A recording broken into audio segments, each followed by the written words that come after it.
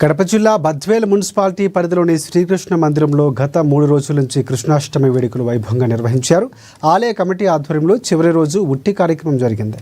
ఈ కార్యక్రమంలో CI Nagabhushanam, SI Satyanarayana, శ్రీకాంత్తో పాటుగా TDP party municipality incharge Vengalareddy పాల్గొన్నారు. ఈ సందర్భంగా వారు మాట్లాడుతూ ప్రతి ఒక్క యాదవ సోదరులు ఐక్యమత్యంగా పండుగ జరుపుకొని గుడి నిర్మాణం కోసం కృషి చేయాలని పిలుపునిచ్చారు. 2 నెలల వ్యవధిలో గుడి ముందు సీసీ రోడ్డు పనులు పూర్తి చేస్తామని ఇక వెంగళరెడ్డి హామీ ఇచ్చారు.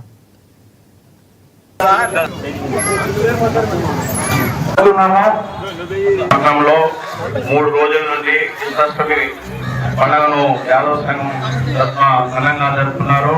మరి 3 రోజుల నుంచి కూడా వర్షం వస్తున్నా కానీ లెక్క చేయకుండా ఈ కార్యక్రమం ఈ వంట చేస్తున్నందుకు వాళ్ళకి ప్రత్యేకంగా అభినందనలు.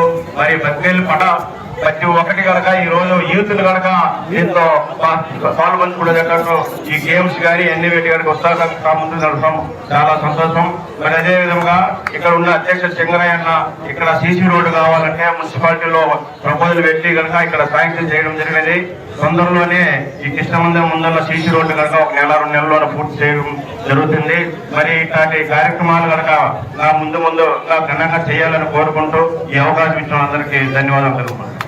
టెంపుల్ సంఘం తరఫున ఈ కండక్ట్ చేయడము చాలా గొప్ప విషయం.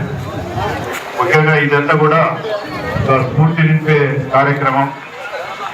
ట్రెడిషనల్ మరియు భక్తి రెండు కలిపి ఈ ఉట్టి కార్యక్రమం ఇట్లాంటివి పెట్టి యువతను ప్రోత్సహించడము, తర్వాత అలాగే గేమ్స్ పెట్టి వాళ్ళలో శారీరక మానసిక వికాసము ఇవన్నీ కూడా మనం కల్పించినట్లు అవుతుంది.